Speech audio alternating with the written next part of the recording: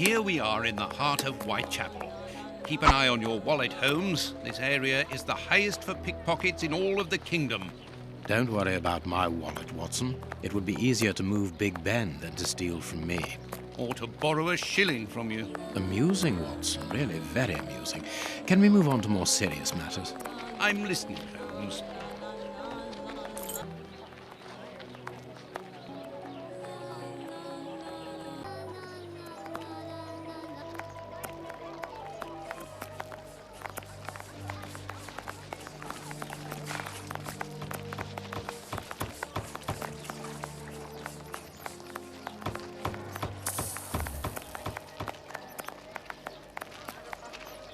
Whitechapel Street. We are in one of the main areas in the district. Here's the public dispensary that we're looking for.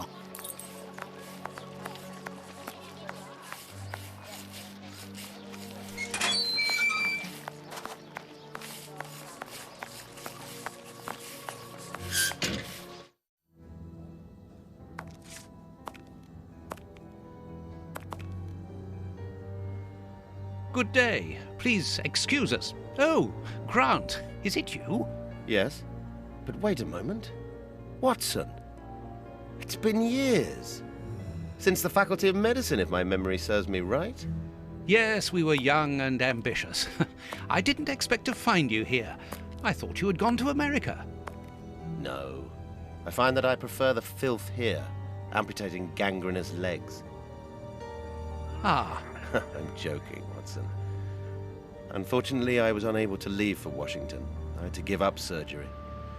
So instead, I crouched down in this rat hole, rubbing shoulders with the world's misery. Grant, treating those in need is a noble calling. You underestimate the importance of your work. If you say so. It's true that in the beginning I felt as you do, but as time goes by, the more this cursed area seems like hell. You think that nothing can get worse, and the next day you see that it can. Now famine has hit these poor wretches. One can't always do as one might prefer when one is a doctor. Grant, I'd like to introduce you to Sherlock Holmes. Pleased to meet you. Well, no one comes here by chance, therefore I imagine that you need something in particular. How can I help you? Dr. Grant, we are in possession of a scalpel which was found in an unusual location. Does it come from your dispensary, as we believe? From its mark, I'd say it was stolen from us. A lot of things disappear from here, you understand. Life is hard in Whitechapel. When the staff find a way of adding to their salary, they rarely hesitate to do so. Thank you, Doctor. Farewell, Doctor. See you soon, perhaps, and take care of yourself.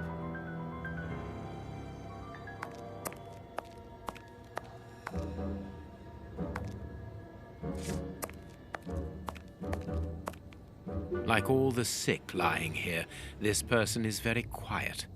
Not surprising, Holmes, this person is too weak. She's obviously suffering from malnutrition, and for more than a few weeks now. This stove is hardly working. That would explain the damp around here. Incredible. My colleague could at least keep a good fire going for his patients. I suggest that we go to the cemetery next to the public dispensary.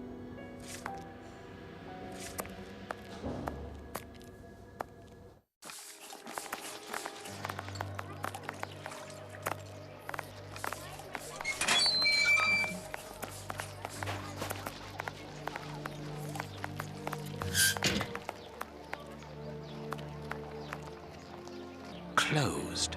Even here, decidedly the poor people have been abandoned to their fate.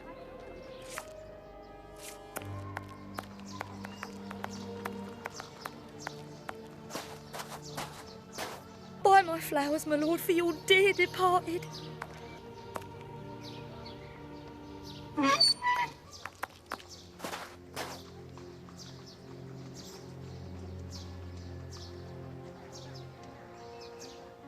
This cemetery is the very image of Whitechapel. Sinister, frightening, and ill-kept. What a terrible place for one's final rest. At least hunger no longer gnaws at them.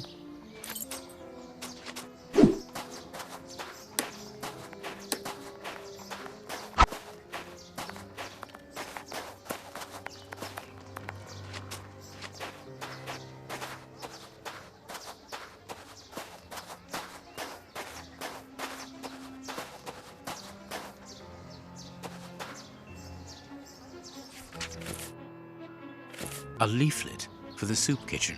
This leaflet is dated for the day after tomorrow. The tickets for the soup kitchen are given out on the same day. Only somebody who works there could have written on it. This shovel belongs to the cemetery workers.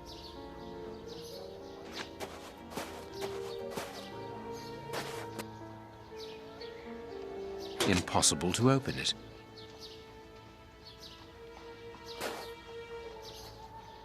Let us see if the elements analyzed in Baker Street and this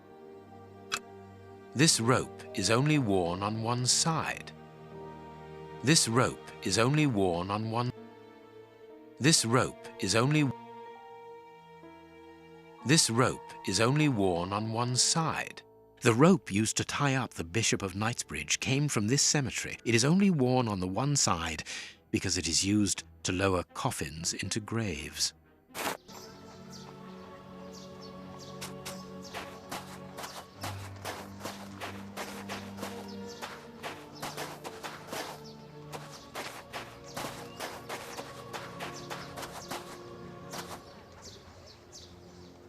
Let us see if the elements analyzed in Baker Street and this cemetery have something in common. Earth freshly turned over, still damp. Black and damp earth. This dark, damp earth is the same type as that which was found at the Bishop of Knightsbridge's home. It came from a grave, then. What a lovely thought.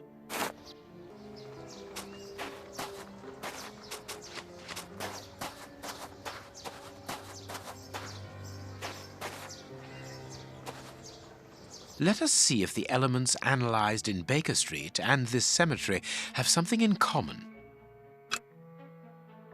Granite. Granite. Black paint. These stones are of the same granite. These stones are of the same granite. These stones are of the same granite. These stones are of the same granite. Granite. Black paint. These stones are of the same granite. These stones are of the same granite. These stones are of the same granite. The same black paint covers these stones. This black painted stone is identical to the fragments found in the rope which we analyzed at Baker Street and in the footprints of the Bishop of Knightsbridge's murderers. Everything coincides, Watson. The fragments of granite at the bishop's home came from the tombstones of this cemetery. As well as the rope that was used to restrain the poor man. One of those used to lower the coffins. I can think of only two reasons why anyone should happen to spend a great deal of time in a cemetery. Either he is at rest here, or he works here. At least one of the bishop's murderers is employed here. A shame. If he was at rest here, it would have made our job easier.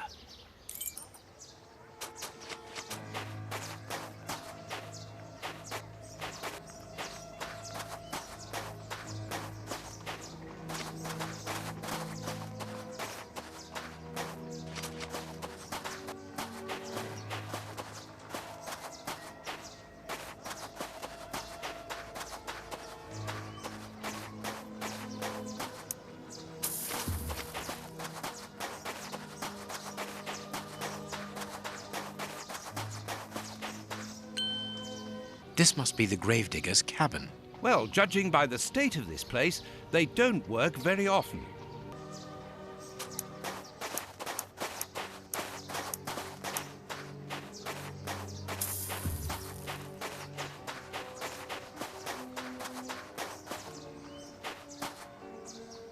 Impossible to open it.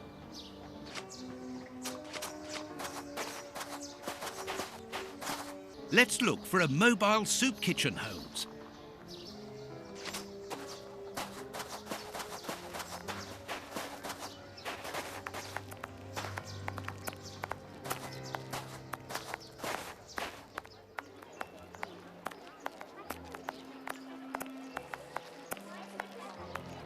A circulating soup kitchen.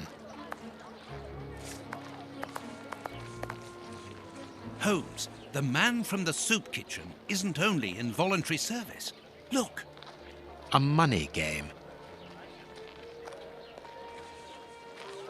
Oi, oi! We're giving out free soup after Mass, right here. Don't hesitate. Come get yours. All thanks to Prince Woodville's kind generosity. A ticket for a hot bowl of bacon soup. Excuse me, my good fellow. You don't look like the needy. We're not here for the soup, we're merely passing through. But I would like to commend you for your good charity. Nah, it's the Prince of Woodville who's the charitable one. All I'm doing is filling the bowls. For the first time ever in this area, someone's thinking of the poor people here. Look around you. At every street corner, you'll find someone giving out soup, just like me. I grew up here, and I can promise you, it's the first time the toffs have thought about us. And no one tries to take advantage of this? No, mister, that's not possible. You have to exchange a ticket against a bowl. The tickets have the day's date on them, and are handed out after Mass. That way no one can cheat. A bowl of good bacon soup isn't for you, gentlemen. We're looking for two people called Grape Ape and Kurtz. Do you know them? Can't you see I'm giving out soup?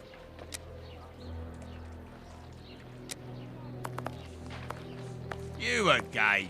You can't have any soup, you're too rich. It's for the poor, not the toffs.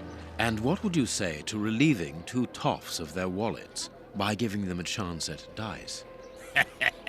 With great pleasure. What do you want to bet? Your ring against my friend's superb silver watch. Holmes!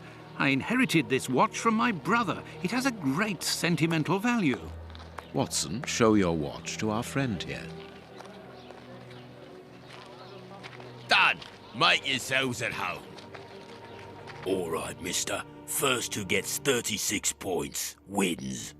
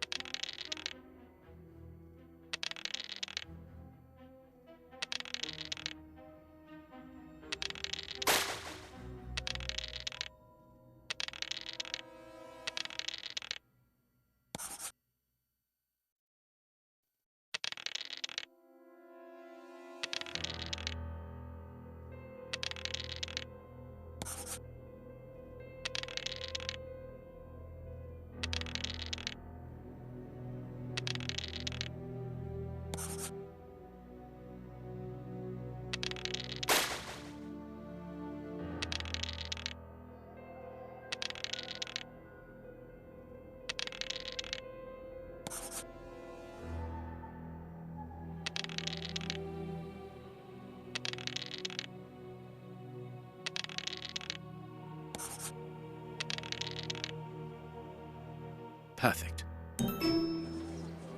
Aren't you gonna leave me alone? Can't you see I'm busy? We win. Hey, not so fast. We'll play a game. Out of the question. You have lost. You owe me your ring. Oh, it means a lot to me, this ring. Me dad gave it me before he died. He choked on his own glass eye. Me mum didn't get over the shock of it, and she killed herself by smashing her head open with her wooden leg. And she'd only just heard that me sister, who's a prostitute, had caught an embarrassing disease that made all her hair fall out. And worse, our dog got run over when he... As this ring holds such sentimental value for you, I will allow you to keep it. What would you say to exchanging that against some information about Grape Ape? That seems like a fair deal, don't you think? Yeah. Grape Ape works with us. He usually deals with the tickets, but we haven't seen him for a few days. Where is he usually to be found? Well, last time I saw him, he was with his mates from the dispensary, them that deal with the morgue. Now, that's all I know. It is quite good enough. Keep your ring, my good man, as a souvenir of your poor father. A souvenir of me dad, me mum, me sister, and me dog.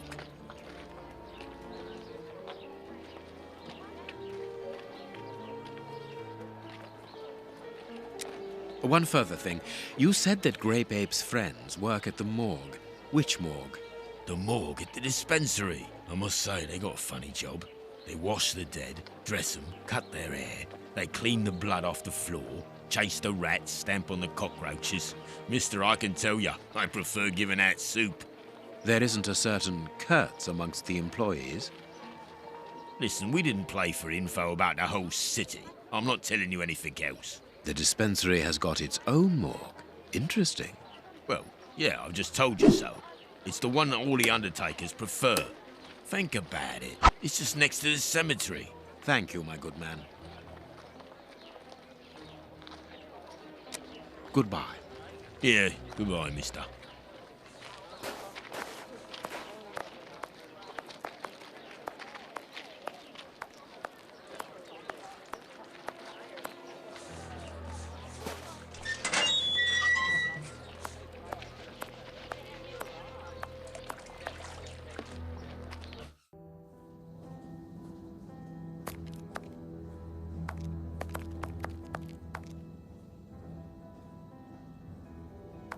How can I help you?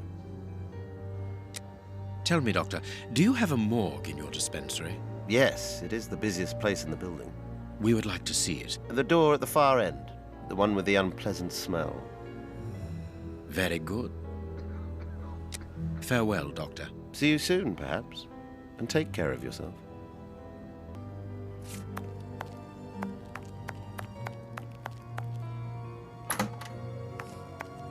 Look, Holmes. A list of the recently dead. How sad. I see names that have something in common.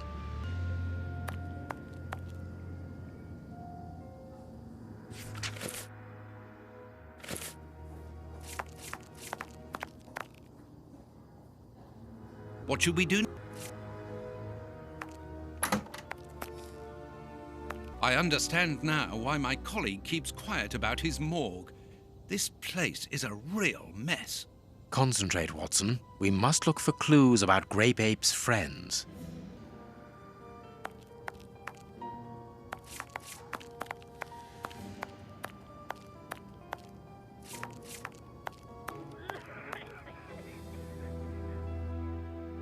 This is Kurtz's overall, so he really does work at the morgue. Strange that he left his overall here. Holmes, this is Kurtz. We've just found one of the Bishop of Nicebridge's murderers. I need something.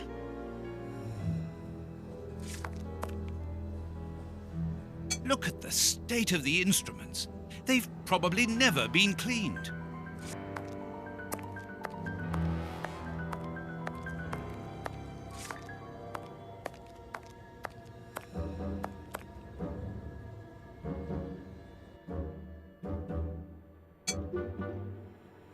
Two keys. Perfect.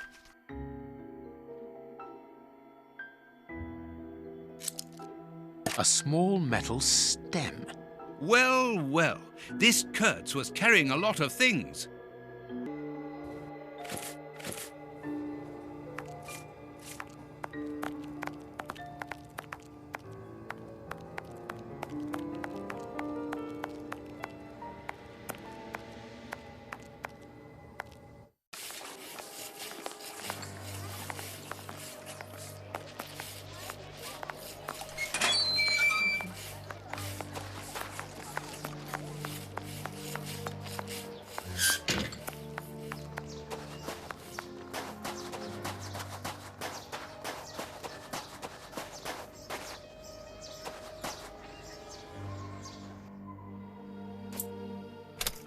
Perfect.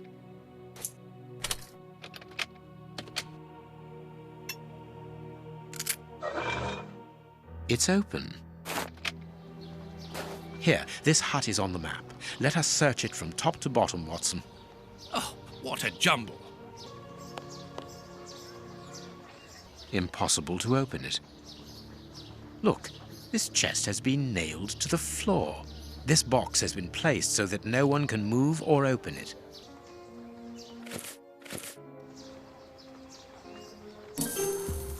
Impossible to...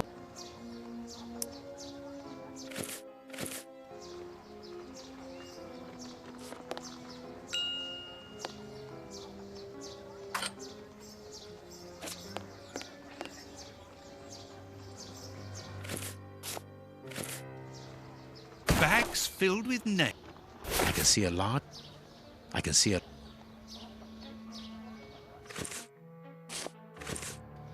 A hole was drilled. There is a sack inside this hole. Let us see what is inside it.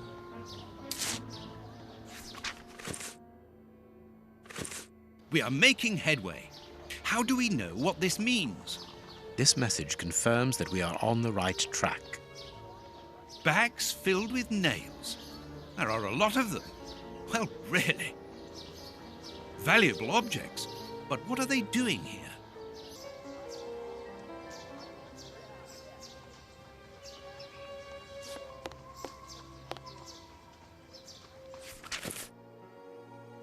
How is it that there is no room in this cemetery? Let us hope that the tree is still there.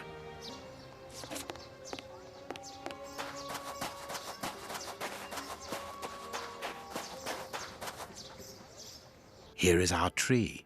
Let us examine the inscriptions. Sally and John. This design was the last to be done. Sally and John is engraved here as a symbol of their love.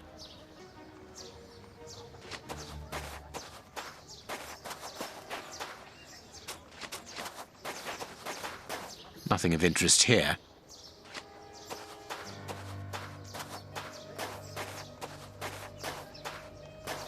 Yes, it must be there.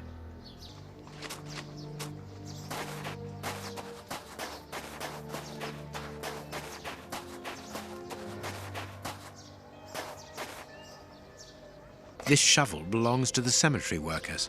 You frighten me, Holmes.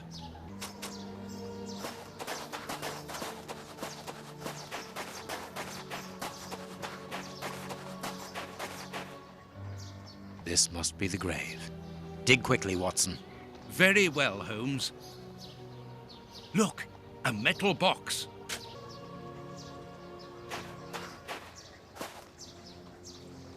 The lock on this box. This box comes from a bank. The criminals must have held on to it after a hold-up. There we are. It is simplicity itself. This key must be a hammer covered in blood.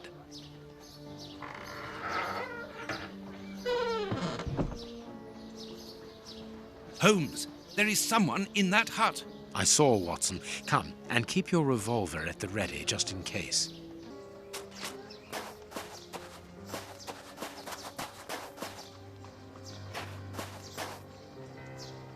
Open up. We're not the police. Do not be alarmed. That's a strange way of reassuring someone.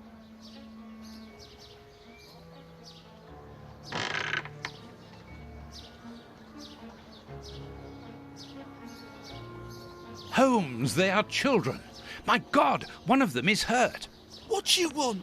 Don't come any closer. Are you the police? Don't be afraid. I am a doctor. I'm going to look at your friend's wound. Wait, Watson. I've got some questions to ask these children. This is urgent, Holmes. In this filthy place, the risk of infection is very high, and the wound could get worse with every second lost. The immediate danger for these children is not so much the wound as Mr. Fletcher. Who? Look at the wound, Watson. It's thin and precise. It was made by a sharp, well-kept blade. Any other blade, less well-kept, would have torn the tissue around it, and its size would be irregular. So what does that imply?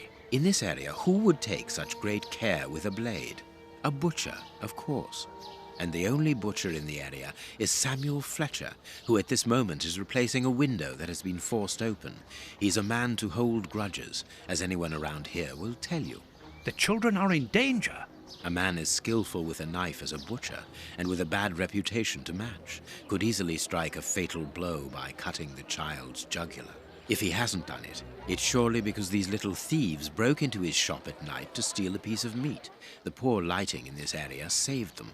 I can assure you that Mr. Fletcher has spent the day trying to trace these children, and if he finds them, wounds will be the least of their problems. That's true. What do you want? Don't let the butcher find us. Dr. Watson will see to your wound, but the treatment won't be free. I don't need to remind you that life is hard, you know that already. Give me the address of a certain Kurtz, and the doctor will dress your wound. No address, no treatment. I can't tell you, mister. Kurtz is a dangerous madman. Holmes, you go too far. You have frightened the poor child. I could give Mr. Fletcher a compensation for the damage to his property, and he would certainly give up trying to find you then. But for that, you'll have to cooperate. Or else? Or else he'll likely find a less agreeable way of repairing the damage. Wait, mister. I know everyone here. I'll help you. Only protect us from the butcher. I am looking for Kurtz. Tell me where I can find him, and I'll smooth things over with Mr. Fletcher. Everyone here knows Kurtz. He's the worst person in the area. We call him the Colonel because he fought against the Zulus in Africa. He got chucked out the army because he's completely crackers. He lives at number 8 Batty Street. Good. Watson, see to the wound. Then we will settle the problem between these young men and Mr. Fletcher.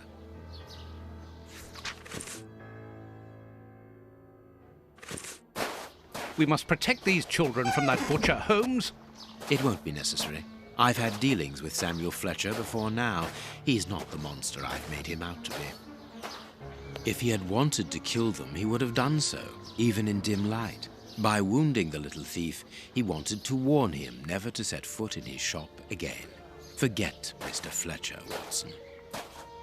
You mean you lied to frighten those poor children? Exactly. Clever, wasn't it?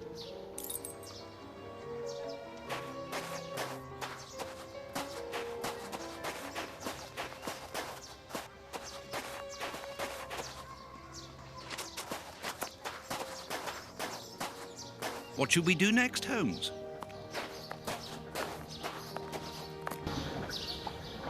Well, mister, that's a mighty fine outfit you're wearing there. You stand out like a sore thumb, and that's no lie. Watch that you don't get it all dirtied up, but you'd be welcome to come back to my place. It's not far, and I'd sponge it down for you. Don't go back to Johnny's place. You'll get malaria. Thank you, madam. I'm certain that you would make a very good job of it. That will not be necessary, however. But your thought was a kind one. We'd best be leaving now. Here, please accept this sovereign as a token of my gratitude for your concern. Well, I never. Thank you. That's right generous of you, my lordship. You are very welcome, madam. Madam, he calls me. Bless my garters. What a gent. If you're ready now, sir. Yes, let us go. What a remarkable man, the Prince Woodville, to talk to such a woman as though she was an equal. Let's find Batty Street.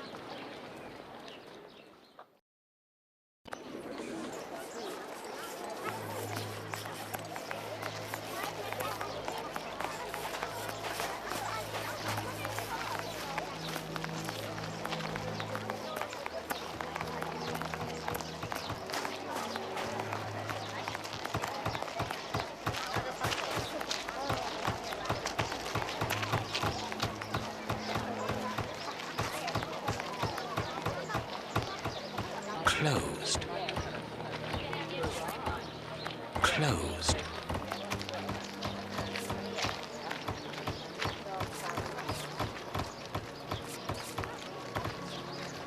My God, Holmes, it's appalling. And the smell. But what can have happened here? Stay calm, Watson. Take note of every detail and be careful not to move anything. Very well, Holmes.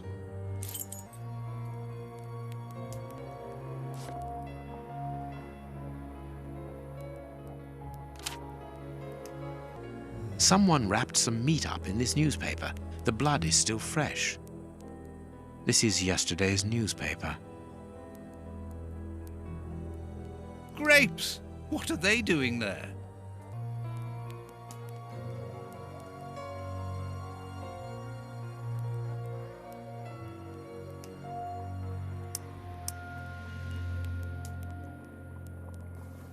An old photo.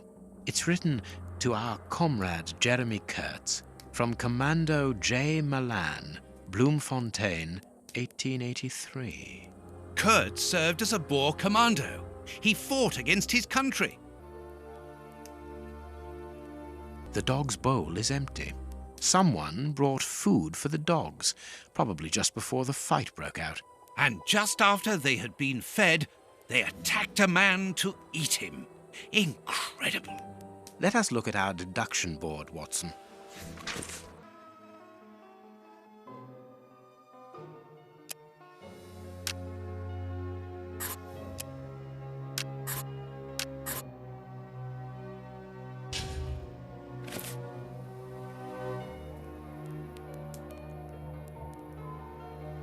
This part is in shreds. The skin tissue has decomposed, yet the death is recent. What a horrible wound.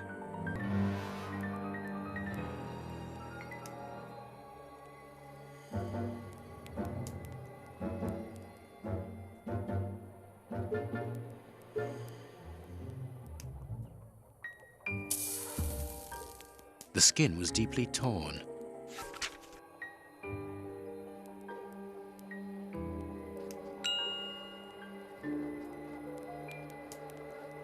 What a horrible wound. Size 9. Hobnail boots like those worn by labourers.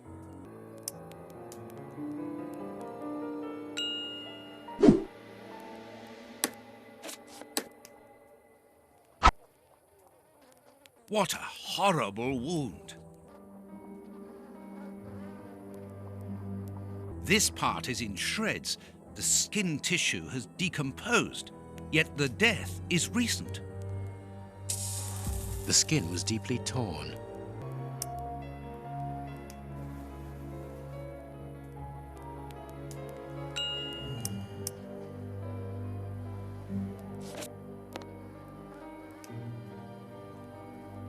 This bandage is a day or two old, no more.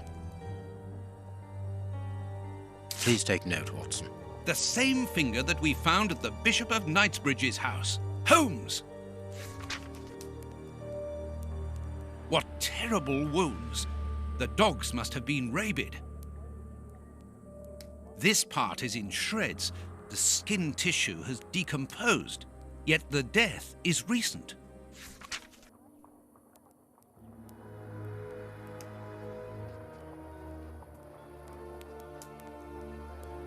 It is a dog bite. I can see the tooth marks. Only a dog could inflict so deep a wound, but it appears that the wound was gnawed at afterwards.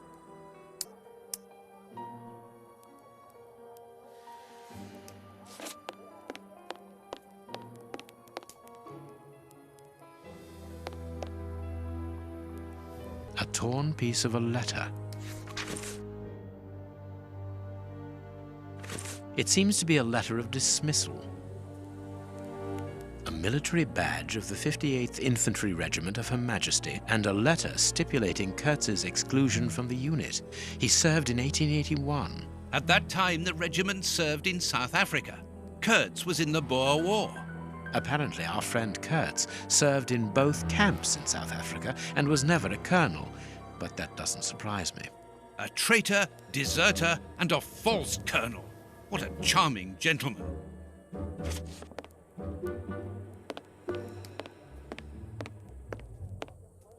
A newspaper covering the war in South Africa.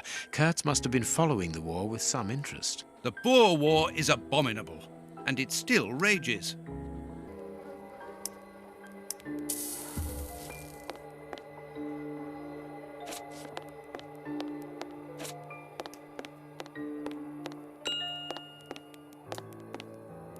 The material on this tray is rather odd. Small burnt balls. A small burner. A pipe with a strange smell. There can be no doubt. Judging by the material on the tray and the pipe, the man smoked opium. Opium? I doubt if this man could have made his drug here. He would have needed a real laboratory.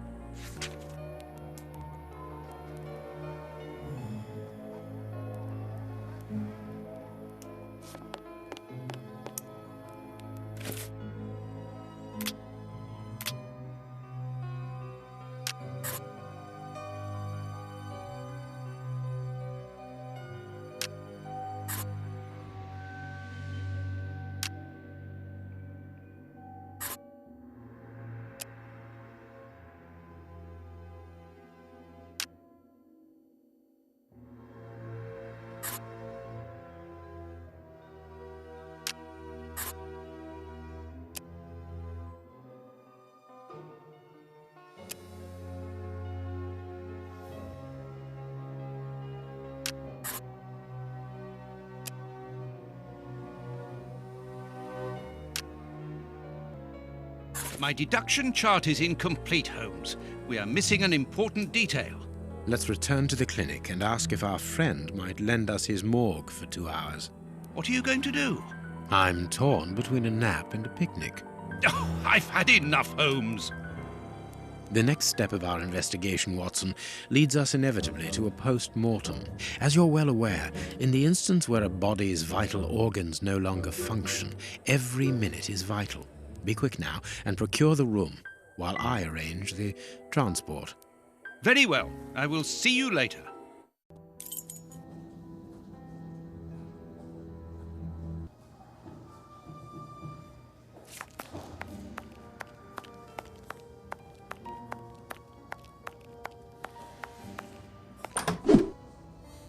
Ah, Grant, you are still here.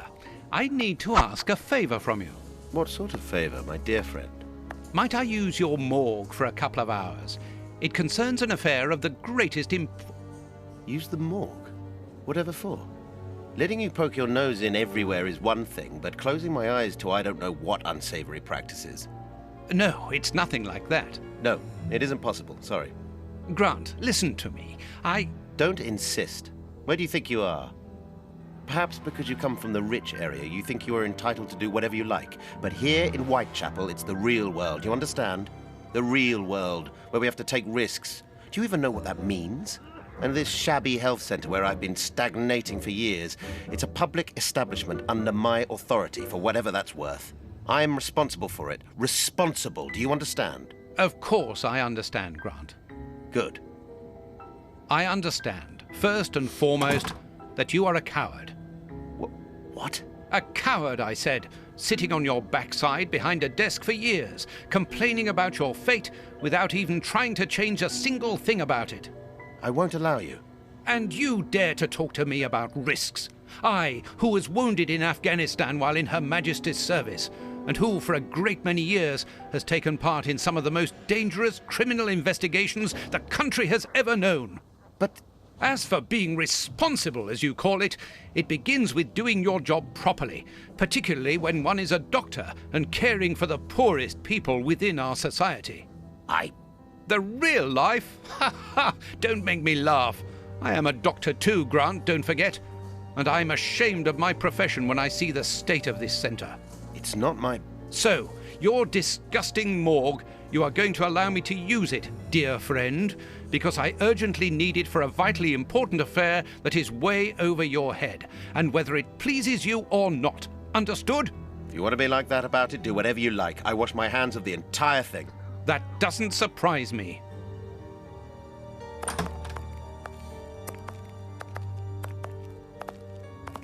This is a dismal place.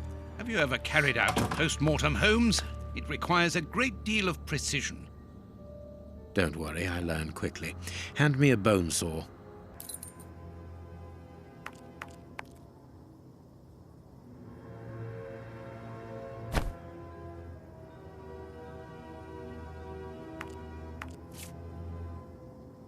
Go carefully, Holmes, even so. I must clean the body first. I must mark the places to cut.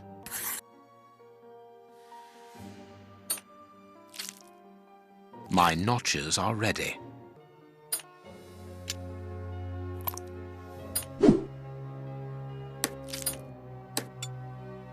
I can't do...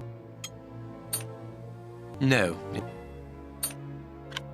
This liquid found in the lungs should be able to tell us something.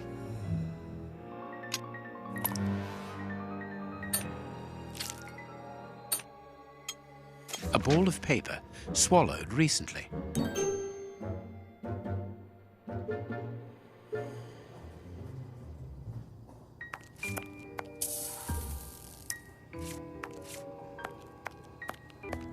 I am missing some information.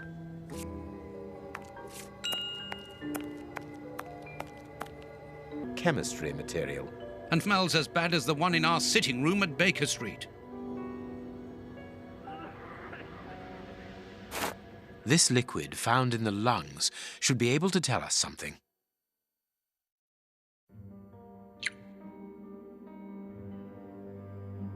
I must analyze the clue.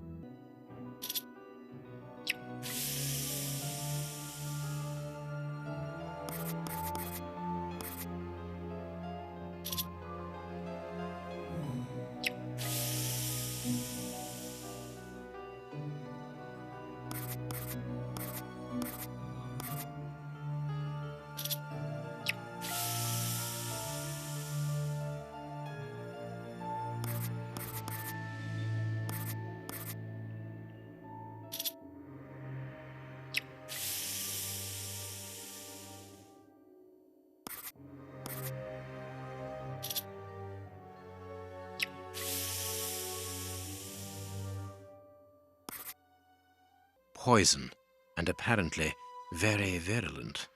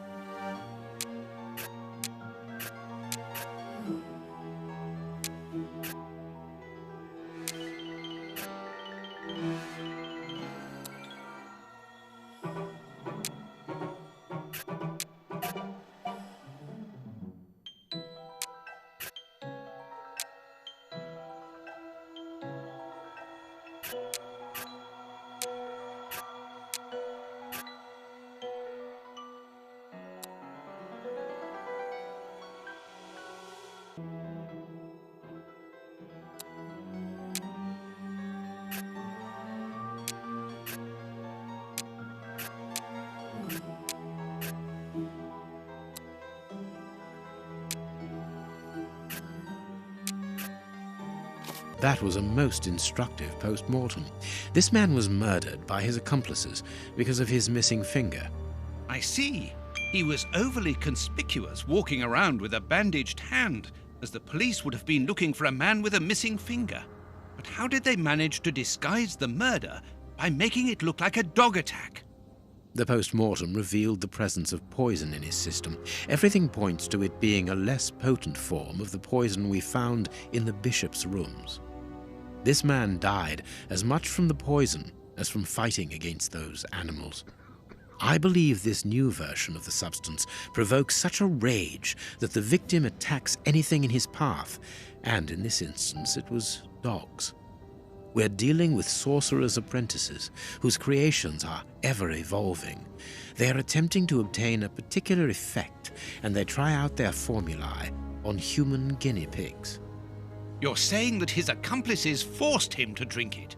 No, he took it himself, voluntarily. The poison wasn't to be found in his blood, but in his lungs. I also discovered numerous traces of opium. I'm beginning to see. They mixed this horrible poison with his opium, knowing that he would soon smoke it to ease the pain caused by his wound. Exactly. And such a profound knowledge of both chemistry and toxicology is uncommon. Very well. We know the reason and the manner, but we're really not any further ahead. How will we find the two other men who murdered the bishop? By going to 13 Burner Street. It is in this area. But where did you get that address, Holmes? From his stomach. I see. He wanted to get rid of the address. No, he wanted revenge. I don't follow you. When the man with the missing finger began to feel the effects of the poison, he knew that he was going to die, and he knew that there would be a post-mortem. Shall we go?